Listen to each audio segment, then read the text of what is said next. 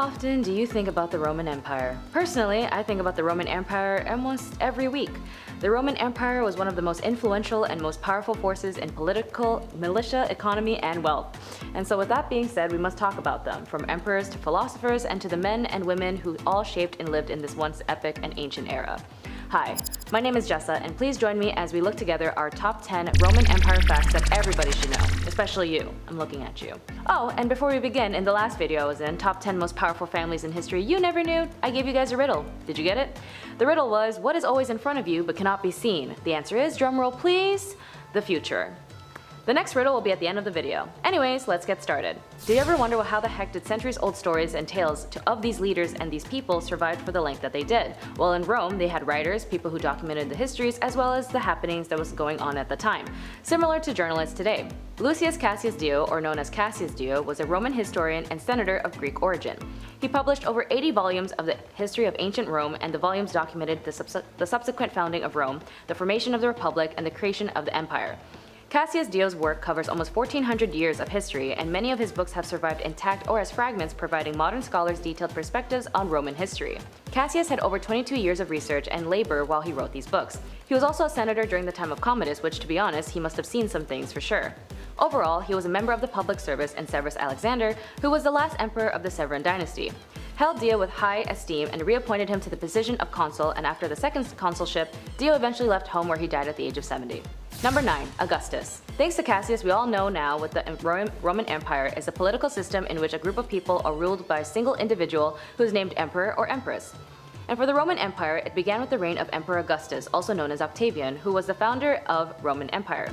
He reigned as the first Roman Empire from 27 BC until his death, AD 14. His maternal great-uncle, as many of you might know, was Julius Caesar, who was assassinated in 44 BC. Octavius was named Caesar in his will as his adopted son and heir, and as a result, he inherited Caesar's name, estate, and loyalty of his legions. Augustus would later adopt and be followed from his successors, Tiberius, who was also a known tyrant, good administrator but hated the Senate, Caligula, another tyrant, Claudius, who was also more of a quiet one compared to the other emperors, and Nero, who was in my last video, was also a party animal but also a tyrant. When Nero died, a civil war broke out, and 3 emperors fought against one another for power. The Flavian dynasty succeeded and in return gave us 5 good emperors.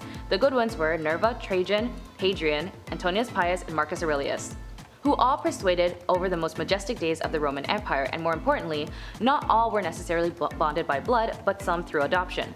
Either way, it helped grow the empire to the great lengths it was and brought many years of unity with the people. Number 8. Nerva, Trajan, Antonine dynasty. Commodus, however, I can break down in another video if you guys are interested. Just ask for a part 2.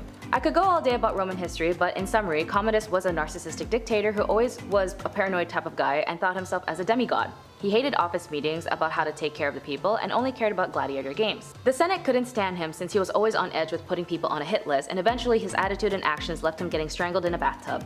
And as bad leaders go, as he was, aside Commodus, there were other bad boy emperors of Rome, as I mentioned in number 10. But no one ever really talks about the good ones, who were the Nerva, Trajan, and Antonine dynasty. They were composed of 7 emperors, where 5 of the 7 were good emperors, while 1 was a playboy and the other one, as I mentioned, was Commodus. Those 7 emperors were Nerva, Trajan, Hadrian, Antonius Pius, and Marcus Aurelius, and Lucius Verus, which of course the last one, Commodus. The first 5 were considered Rome's most noted and highly respected. Throughout the list, I am actually going to break down all 5, as well as Lucius Verus, who I feel was a misunderstood emperor. Number 7. Nerva.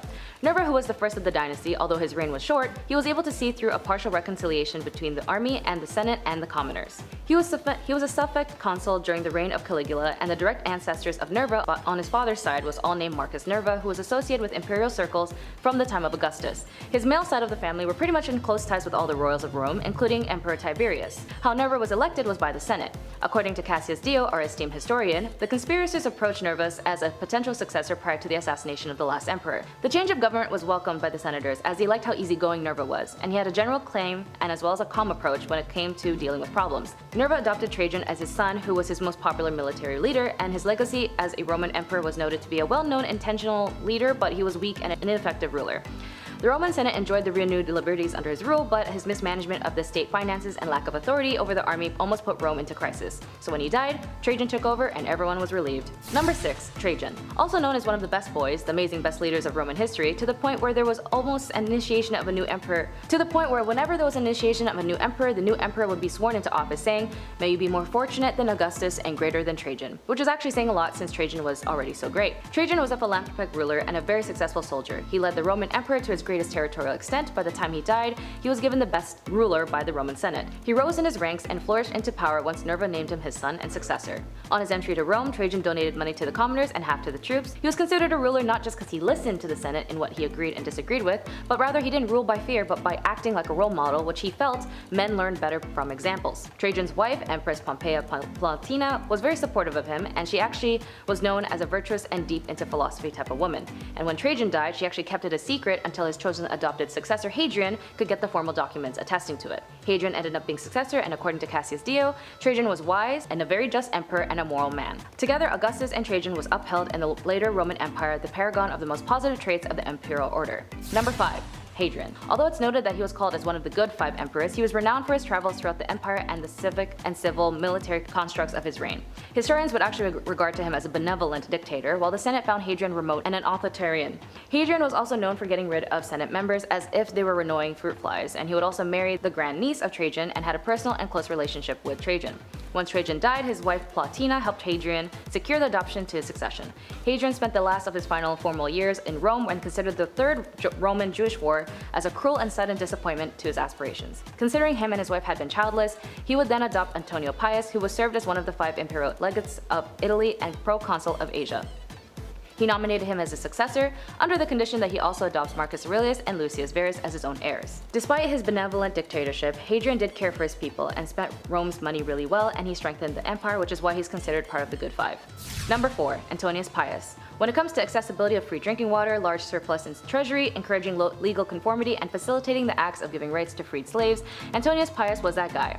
His reign is notable for the peaceful state of the empire with no major revolts or military incursions during his time, and he was born into a senatorial family and held various offices during Hadrian's reign.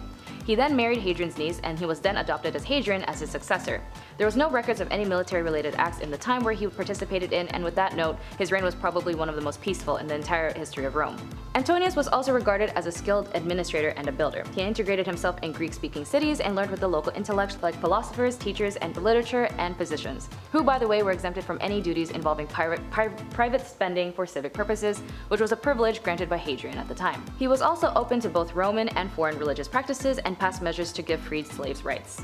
He even had a diplomatic mission to China, where eventually Rome and China met during trades, and before he died, he was left to also adopt Marcus Aurelius and Lucius Verus under the will and favor of Hadrian. Number 3. Lucian of Samosata. Before I get to the boys Marcus and Lucius, I want to talk to you guys about Lucian of Samosata. Just like Cassius Dio, Lucian Samosata would also write, but he was also a bit of a satire comedian. He was known for his characteristics in tongue-in-cheek style, which he frequently made fun of superstition, religion, and paranormal beliefs. For Lucian of Samosata, he was actually one of the founders and authors of many incredible works that resonated to our current day's world. In fact, some have even noted that his work is similar to science fiction. He even invented the genre of comedic dialogue or satire dialogue, from short stories to poems, pages of literature, and novels. Lucian's philosophical views were often difficult to categorize due to the fact that he was always sarcastic and joked about stuff. And even in his works and notes, he generally did criticize other philosophers and called them bad-tempered, greedy, or immoral hypocrites. Nonetheless, he would always write, and Lucian would also travel and perform lectures around cities and towns. While he was appointed in a lucrative government position in Egypt, at that point any record of him had actually vanished and no one knows what happens to him, but I'm pretty sure he always had something to say and maybe even got the last laugh. Number 2. Lucius Verus and Panthea. Finally! My boy, Lucius Verus, otherwise known as Lucius Commodus, who was also known as the co-emperor of Rome, to none other than the famous Marcus Aurelius. But nobody seems to know my homeboy Lucius Verus. Lucius was actually raised along Marcus, who was roughly 9 years older than him, and despite the age gap, they were both raised with the same teachers who helped them understand philosophies, literature, and writing and reading. When the time came, Rome had 2 emperors coinciding at the same time, and they were known to have ruled one of the most peaceful times Rome has ever seen. In summation, Lucius was more street smart, as well as Marcus was more book smart. and so Lucius would just follow the orders Marcus laid out. Lucius was also a bit of a playboy with the ladies, so Marcus would send him away in hopes that he'd learn how to be an emperor. So off Lucius went to the Parthian War in Syria, where he met Lucian, Samosata, and a beautiful 10 out of 10 spicy woman named Panthea. Not only could she speak Ionic Greek, she was also a performer, singer, and intelligent woman. According to Lucius, she was a woman of perfect beauty. She was a great influence on Lucius, to the point that she even convinced him to shave his beard, which a lot of Syrians made fun of him for it. Even Lucian of Samosata compared to a goddess of Aphrodite. When Marcus Aurelius found out Lucius had a hot girlfriend, he said, "You're coming back home now." And so Lucius was then shipped home and had an arranged marriage to his niece. And then he continued his duty as co-emperor. Despite his fancy parties, Lucius was actually a good leader. He knew when to be on the battlefield when Marcus called, he just might have been a little late with a cup of Starbucks. He died at the age of 39 after contracting a disease, and Marcus loved him so much, despite him being a party bum, forced the Senate to include Versius as gods, quoted Divius Burrus. It's time. Let's talk about the one and only Marcus Aurelius. Marcus was actually supposed to rule Roman Empire alone, but Marcus was actually very hesitant and compelled to take imperial power alone. He preferred his philosophical life and found the imperial office pretty much unappealing. And so, even though the Senate planned for Marcus to, rule Emperor of Rome alone, Marcus then refused the office unless Lucius received equal powers. Marcus still held more authority than Lucius, as he's been more consuled more than once, and Lucius would often obey Marcus like a governor obeys the emperor. He was already proficient in imperial administration when he assumed power, and he always communicated and showed a great deal to the Senate and even asked them permission routinely about spending the budget, which he didn't have to do as emperor. The most important groups of sources of Marcus Aurelius' life are found from the groups of authors and writers who were watching by the sidelines, including our boy Cassius Dio. According to Cassius Dio, the transition from Marcus to Commodus was met with sorrow. He said Marcus did not meet with the good fortunes that he deserved, as he was not strong in body, but for my part I admired him all more for this very reason. Amidst the unusual extraordinary difficulties, he survived himself and preserved the empire. Just one thing prevented him from being completely happy, namely educating his son the best possible way. He was very disappointed in him. Dio asked that from Marcus's first days as consul to Antonius to his final days as emperor of Rome, he remained the same person and did not change in the least. So what was your favorite on the list? Did you learn anything interesting today? Let me know. Oh yeah, and your riddle. Are you ready? I welcome the day with a show of light. I stealthily come here in the night. I bathe the earthly stuff at dawn, but by noon, alas, I am gone. Be sure to put your answer in the comment below, and I will reveal the answer in the next video, Top 10 Disturbing Facts About Living in Biblical Times. Thanks, that's all for today. My name is Jessa. Be sure to like and subscribe, and I'll see your beautiful faces in the next one. Bye bye!